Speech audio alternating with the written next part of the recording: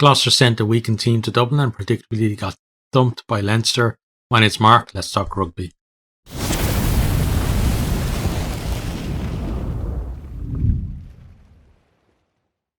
Okay, so there was some controversy around Gloucester's selection for this game. They'd already won the first game with a bonus point, and they obviously decided that they'd wanted to rest their first string and sent second string team over, including, guys, young guys, and then guys who are well past their bests as well in that team. And, it's not a good look really for the competition.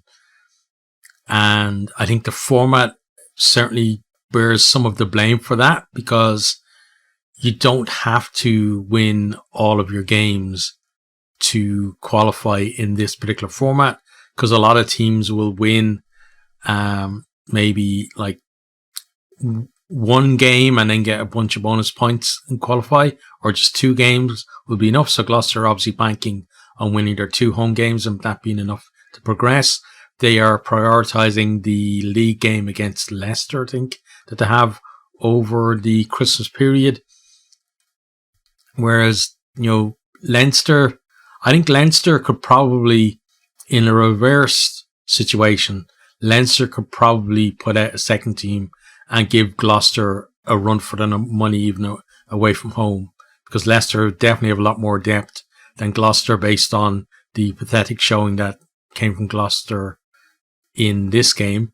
But we don't really want to see anyone doing that. And, I talked about before how I'd love if we could go back to just the pools of 4, because there's jeopardy in doing something like that. If Gloucester did that in a pool of 4, where let's say both of them have won their first game, and then they do this, then Leinster on top, Gloucester probably neck and neck then with whoever wins between the other 2 teams, and suddenly, they're staring down the possibility of being eliminated. But there isn't that there in this one, so hopefully they can do something about it, whether that is looking at the format or introducing something, some kind of punishment for sending a severely weakened team. But it's hard to see them maybe doing that, because all the changes that have happened to the competition, including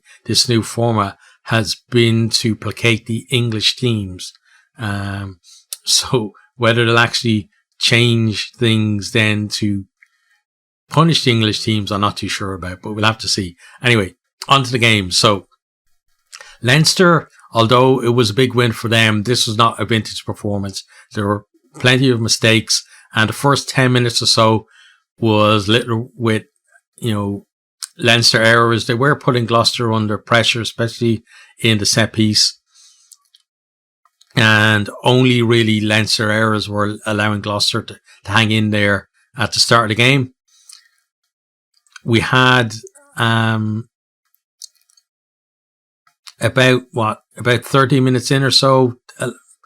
30 minutes, I think, by the time the conversion had gone over. But Doris has a perfect timing to come in and steal the ball at the base of a ruck that's just been cleared out. He then gives a lovely pass out to Lowe. It wasn't an easy pass to give, but he puts it right in the breadbasket. Lowe then has too much pace for the cover, so he goes over in the corner. Ross Byrne hits the post with his conversion attempt. We're 5-0 after 13 minutes. Gloucester then, from the restart, they're offside. There's a scrum back for Leinster. Leinster absolutely destroyed him in that scrum. They basically walked over them in the scrum. Then Leicester again caught offside. Byrne kicks to the corner. There's a drive maul. Gloucester can't halt it. Joss van der Fleer is the scorer. Byrne converts this one, so we're at 12-0. Then we have another drive maul from Leinster. The backs join in. Saw at least one back joining in. They go over. Kelleher's the scorer that time. Conversion is dragged wide, so 17-0. Gloucester then try to drive a maul from just inside the 22, but they're going nowhere. So they go for a crosswheel kick to Billy Twelvetrees, and the kick goes straight into touch. So then Ross Byrne, then just shortly after, he puts in a clearing kick for Leinster. It looks like it's going to touch on the full, but a Gloucester player touches it. Initially, the line out was given to Gloucester from where he kicked it because they thought that he had actually kicked it out in the full. But then the replays confirmed that it actually hit the Gloucester player before it went out. So everybody trundles back upfield then. And at this stage, Gloucester are finding it hard to make any ground at all against Leicester. They do have some ball, but a lot of the time they're going backwards, or Leinster just putting so much pressure on them that they make mistakes. Leinster look like they want to go quick every chance that they get, and there's a lot of good tempo to their play. And we see an example of that where there's a quick throw from Kelleher. He throws it into McGrath back to him, and then Kelleher goes over, and it looks like Leinster got the bonus point try, but then the referee wants to check if the ball went 5 meters from the throw, and McGrath was standing just on the line, so it didn't go the full 5 meters. So it's back for a free then to Gloucester, but it's only a stay of execution really for Gloucester with that one. We then have a yellow card for Walker after a head clash with Josh van der Fleer. Basically, I think, was it Matthew Raynell? I think it was Matthew Raynell was the referee, but whoever it was, he said that basically the defender was being passive, and therefore that was mitigation enough to drop it from a red down to a yellow. So 10 minutes in the sin bin for him. Leinster then, they have a maul where they're basically jogging. Like there are Gloucester players trying to halt them, but they're basically jogging up the pitch, and they get to within about 5 meters before it's dropped. Leinster then, they're picking and going from there. They're pounding away at the line, and James Ryan finally goes over, and they get their bonus point just before the break. That's converted for 24-0. Then Leinster kick the ball upfield, and fullback Evans, he's forced to step into touch from that kick, and there's just about time for the throw to happen. It looked like he basically stepped off with seconds, like 2 or 3 seconds left in the half, so they decided there's just enough time to take the throw. Leinster then win a penalty, after throwing the line out. I think I think it was offside again, right? So they kick to the corner then. Kelleher breaks off the back of the maul, and he goes over. That's converted for 31-0 at half time. And at that stage, you're thinking, like, if Leinster can actually, get their game going properly, this could be a record score. I know last year they scored 80 odd points against a weakened team, but this one was looking even more ominous. But there was still, like, the one thing helping Gloucester out was that Leinster were making mistakes and they were leaving points out there. So then we're into the second half. We have James Lowe at the start of the second half. So he almost gets in for a try, but he's got a foot and touch just before. So basically he's running down the line, and then he does one of these ones where he kind of dive and put the ball down next to the flag right in the corner, and the grounding looks good, but you can see that he's put just before he kind of does the dive for the line, he steps on the line, so he's out. So no try there. Leinster though do keep the pressure on. They win a scrum penalty from 5 minutes out. So, and then they're going for a pushover try, but Gloucester break away to bring it down to the back. They're issued a warning. Leinster then go for a scrum again. McGrath goes over, as like the Gloucester scrum was just going backwards at a rate of knots. So Leinster decide to go off the back, give the ball to McGrath, and he goes over. Here's the yellow card then tonight for Gloucester, for basically all the problems that they were having in the scrum. And I believe they'd just gotten back to 15 before then. I read one report that said that they were 13 for a short time, but I don't believe that's true. I think there was a window of maybe like one or two plays when they were back to 15, and then they got the yellow card there. But it's converted for 38-0. Leinster then start ringing the changes, bringing players off the bench, and we have another error from Leinster where Natai, he kicks out on the full from a pass back into the 22. So it's kind of hard for him to see because there were two Leinster players. Was it Byrne and Keenan maybe? But two Leinster players basically high ball coming down, and they both kind of left it to each other. And then eventually one of them had to get onto it, and they stepped back into the 22, and then the ball eventually ends up at Natai, and then he kicks it out but doesn't realise that they actually passed it back in. So Gloucester, they have a rare chance then in the Leinster 22. They have a set move from a line-out with, who is it? Tuisui. He goes around the outside, but Leinster are ready for him, and there's about 2 or 3 tacklers, bundle him into touch, nowhere near getting to the line. Leinster then are able to turn the ball over.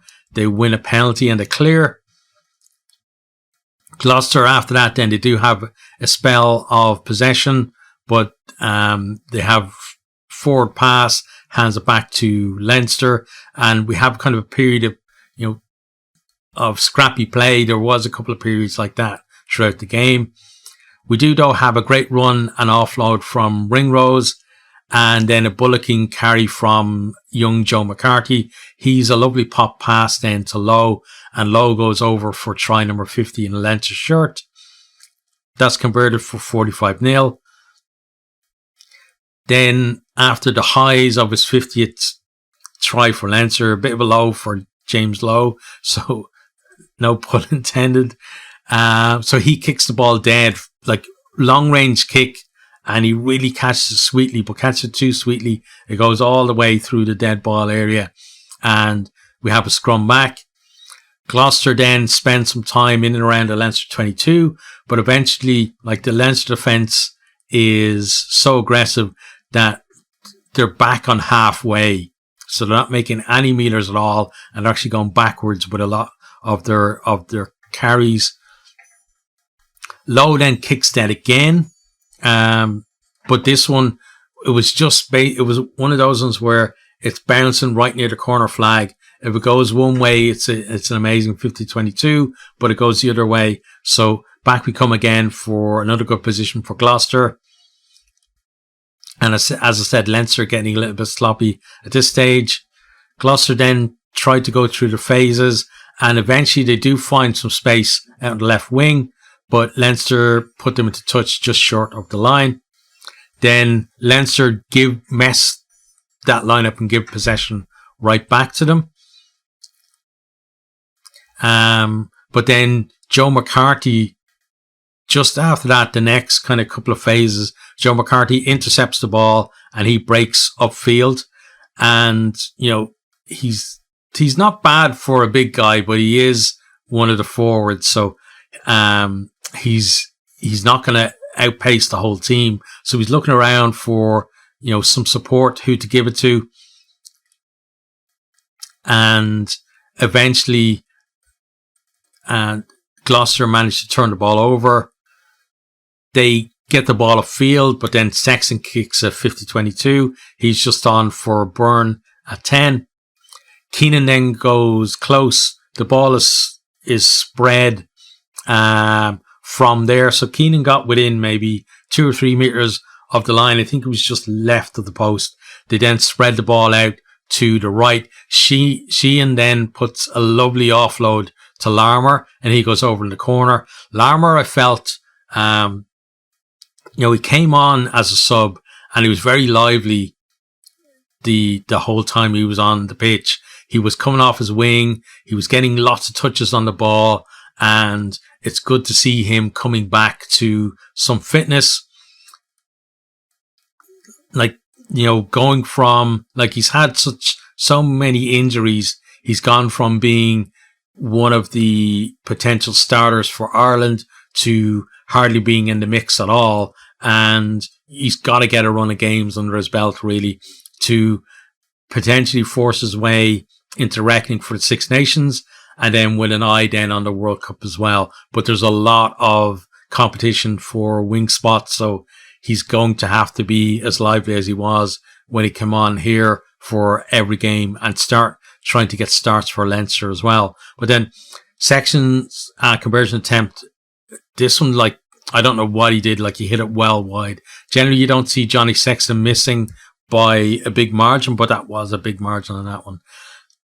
Then we have a Leinster mistake from the restart. That gives Gloucester a chance to get the ball out wide to Morris.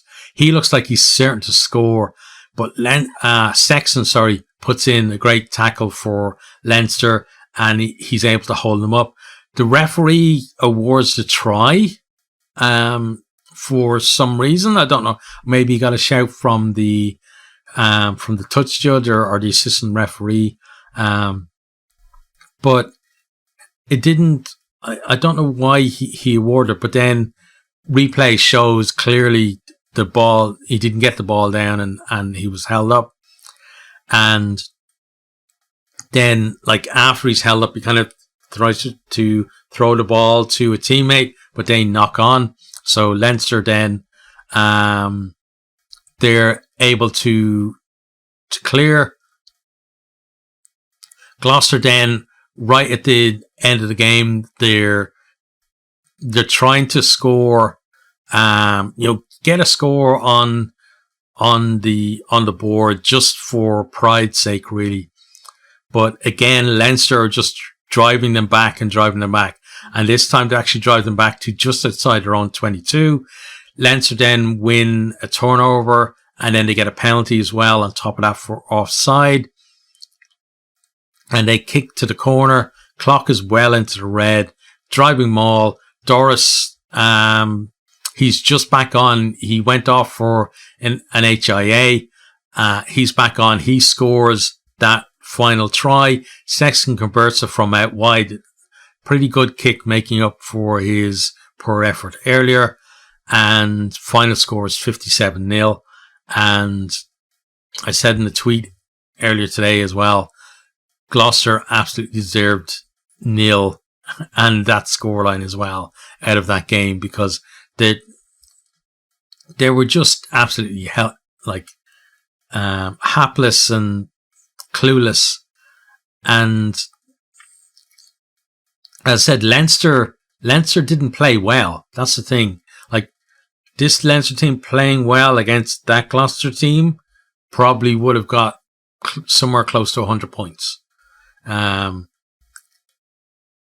But there's not much, as I said, there's not much you can do. There's no rules against what they did, even if people feel like there should be rules against it. But, and then for Leinster can only beat what's in front of them. And then, like, it's strange as well to hear some, like, I heard the likes of Jim Hamilton and a few other commentators over in Britain saying that, oh, Leinster, like, the Gloucester boys are tired, and, Leinster have it easy and blah, blah, blah. But Leinster, like, the Leinster players, they've got to play their URC games the same way that Gloucester have to play their Premiership games. And, a lot of those Leinster players played against Ulster as well. And then they played the previous week against Racing 92. So the Leinster players aren't getting any more rest than the Gloucester players. Like, you don't see Leinster changing their, like, dropping all of their first team players and putting a second team like when qualification hasn't even been decided. Now, it's a different thing when if a team is through to the knockout stages already and winning is not going to improve their positioning or anything, you can see why a team might send a weakened side. But Leinster, generally, what Leinster do instead is generally the 15 that start aren't their strongest 15. They've often got players on the bench who come on who would be like starters for Ireland or something like that. And that's the way they rotate. They don't generally change the entire team. It's normally like maybe they'll make 5 changes or something for a game. And that will be like some players who coming from the bench to start and some players from the bench or from starting position going onto the bench, and then maybe a few coming into the squad as well. So I don't agree with any arguments about like that. Oh, the URC is easy and therefore Leinster can change their whole team or whatever. If you've watched the URC, you can see it's very competitive this season, and also if you've been watching Leinster games, you know that a lot of these players that played, especially that started against Gloucester, have been playing a lot of the games through the season as well. So they're just as tired as Gloucester's first team would have been. And Leinster had to go away last week to France, while Gloucester had a home game too. So I don't accept that as an excuse for what Gloucester did. But in terms of the effect of this, well, Leinster pretty much now are through to the knockout stages. It would take something amazing for them not to get through. Gloucester, they're taking a gamble and maybe it's going to pay off for them. And if it does, well, they're going to get through, but they're going to probably get, a low seeding and an away game in the round of 16 as well. And Leinster now, I think the difference is Leinster from here, they're not going to take the foot off the gas. Leinster are going to want to win their 4 pool games. So they're not going to, I don't think you're going to see them sending weakened sides anywhere. They're going to want to be like a top seed, either 1 or 2 in the pool, and get that like home run as far as they can in the competition. But yeah, as I said, not an amazing performance for Leinster. Great scoreline, 57-0. Absolutely atrocious from Gloucester. And yeah, there's not much more to say, is there? Let me know though what you think about teams sending weakened sides and stuff like that, and also about the format this year, because again, I think that it does have an effect on the decision to do that. Personally, I love the old format of pools of 4. I hope that next year we can go back to it. But what do you think? Do you prefer this format or the old format?